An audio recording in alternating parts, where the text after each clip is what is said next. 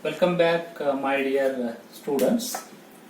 As we are studying the topic that is IC engines, now we will study the parts and some important terminologies that we are using in case of the IC engines. The main part in this IC engine is it is the cylinder.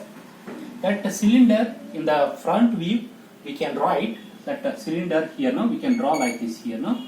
This is the cylinder here now. So this is a cylinder. Top view it is a circle here now, cylinder. So this cylinder is a very important container, and it is made up of that cast iron and also some alloys of metals, because this metal is there, because inside this cylinder the abundant amount of heat will be released here now. It may be sometimes 1500 to 2000 degrees centigrade. That much of temperature will be developed within the cylinder. So that temperature has to withstand by the material which is used for that cylinder. So therefore, material used for the cylinders are totally different here now. Alloys of metals are also that are used here in this case here now. So next one, another one very important part here now. This is a cylinder here now. This is a cylinder here. So this cylinder, as I have told, it is having a circle here now. Means at the top view it is a circle here. In the top view, if I take here now, this is the central axis of the cylinder. In the top view it is a circle here now. So therefore it is having a diameter d here now. This diameter d, this d is called as the bore here now. B-O-R-E, bore here. This is a terminology, technical term we are using here now. This is called as the bore. It is a diameter of the cylinder here now, where the combustion reaction will take place. Material used to withstand a very high temperature, thermal stresses, and also it has very high mechanical properties, high-end mechanical properties as well as thermal properties here in this case. So next, another one very important part is that is called as the piston here now. So therefore this is a piston. So how we can draw this one now? Piston here now. This is called as the piston here. So this piston is there. It is fitted within the cylinder. This cylinder it is fitted, and also it is in a circular shape. On this piston, the piston rings are there here. These are called as the piston rings here now. Piston rings. That piston rings are touched to this inner surface of the cylinder. So therefore, there will not be enter certain fluid from here to here or here to here. That means what? Along the axis, that fluid will not across. So therefore the sealings, the piston rings are there, they will make a seal to, it will not allow any fluid from along the axis of the cylinder here now. So that kind of arrangement has been made. And piston is, it is freely reciprocating here now. Means what? This piston is moving up and down here. So it is moving up and down here now. So this is called as the piston and piston ring and cylinder here now. So next here, as as I have told already here now. So combustion will take place within the cylinder. So energy conversion will be takes place from the chemical energy to heat energy to rotary mechanical energy here. So what happens here in this cylinder here? For example, if we take this is a cylinder here now. In this cylinder, the combustion will take place here. So after the combustion will take place, the flue gas will be generated with very high temperature and pressure. What they will do here now, they will apply certain pressure force. They will apply on this pressure force on the surface, perpendicular to the surface. They will apply that certain pressure force on this piston. Once they will apply that pressure force on the surface of the piston, then definitely it is a freely move. It is freely moving from to the downward to the upward like that here. No? So therefore, piston will starts moving towards downward side here. No? Once it will moving towards downward side, then it will be called as conversion of heat energy into mechanical energy. But it is what type of mechanical energy? It is the reciprocating motion. Here now, me moving up and down in a line, in a straight line, it is moving down or up. Here now, here in case of this power stroke, it is moving down here. So therefore, it is the reciprocating motion here now. So it is moving down in a line. It is the reciprocating mechanical energy here. What we need? We need a rotary mechanical energy. So next, what has to do here now? There will be the arrangement has been made at the bottom side here. At the bottom side, there will be the arrangement here in this case. So therefore, that arrangement will converts the reciprocating motion into rotary motion here now. That arrangement has been made. How it is made? To make that one now, here under one very important that part is there, that is called as the connecting rod here. That part is called as the connecting rod. So that connecting rod, it is the pivot that connection it is taken here now, means freely it will oscillates like this here. So therefore the connecting rod, it is taken somewhat, it is like this here.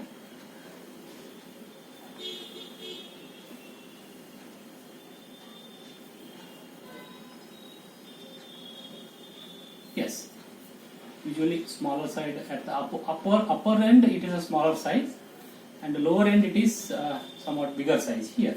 This is called as the connecting rod here. To this connecting rod, there will be one crank pin here. So here this is called as the crank pin here. Crank pin, it will allows that the oscillatory and rotary type of motions here now, just like here, like this here. It will allows that rotary type of motion, that crank pin is there. To this crank pin, exactly if I draw this axis here, to this axis, under one that pin, it is joint, it is connected here now. That is called as the crank here now. So this is called as the crank here in this case here, and this is there here. This is called as the crankshaft. So what is this one now? On this crankshaft, this crank is there. It is forged, and that means it is firmly fixed here now. So, but here in case of the crank pin, it is allowed that pivotary motions, rotary motions, it is allowing. Here in case of this pin is called as the Gaussian pin here. Gaussian pin will also allows that the rotary or oscillatory type of that motion here now. So by doing this arrangement, what happens this one now, see here. When the piston will start moving down by that pressure of the flue gas after the combustion, what happens? This that connecting rod is there. It will start oscillating like this here now. So it will start that oscillating here now. This oscillation is fixed here now. Up to certain limit only it will oscillates here now. Once it will oscillates here, this crank will starts rotating here now, because it is connected, pivotally it is connected. It will starts rotating here now. So once it is a maximum oscillation, that crank will comes here, then again it will oscillates in the opposite direction here, then crank will rotates like this. So therefore this crank will starts rotating here now. What we can tell here now, the reciprocatory motion, it is moving in a straight line, upward downward motion, will be converted into that rotary motion by the crank. That crank is connected to this shaft here now. It is a crank shaft. So therefore in the crank shaft, what we are getting here now? Rotary mechanical energy, what we are getting here. Yes. So this is the main arrangement in case of the piston cylinder arrangement. It is called the piston cylinder arrangement here now. Next one. So inlet, we have to send air and fuel for the combustion, and also after that combustion the gas is there. You know, in case of the silencer pipes are there, through that just gas is going out, smoke and all the waste particles, all these are going out. We have to make a provision to input that fuel and air for the combustion purpose, and that after the combustion, that exhaust gas is the waste gas, that has to go out. This process has to go continuously. So that arrangement we have to make by the inlet valve and outlet valve. Here one valve is there, here also that one another one valve is there. Here that valves are there here now. These are the valves here. One is the inlet valve, it is called as the IV usually. Then another one is the exhaust valve here now, it is called as the EV here now in this case. So what happens? This opening and closing here now, if this valve will be lifted, total this will be closed here now.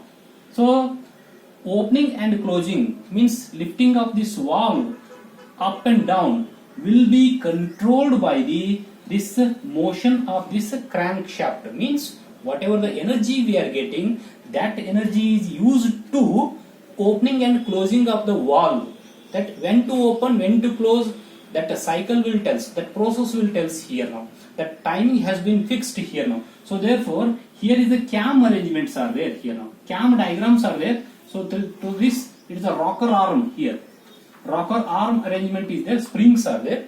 So definitely based on the timing, how much it is there, the opening and closing of the inlet valve and exhaust valve will be takes place. These two valves are connected to the cam. That cam is connected to this crankshaft here now. There will be some arrangement has been made to maintain the timing of opening of inlet valve as well as that is a exhaust valve here now. Because when this inlet is opening, at that time outlet should not be open. Because when when the fuel and air is coming, if the exhaust valve is open, then definitely it will come and go to that exhaust valve. So therefore energy will be lost, waste will go out.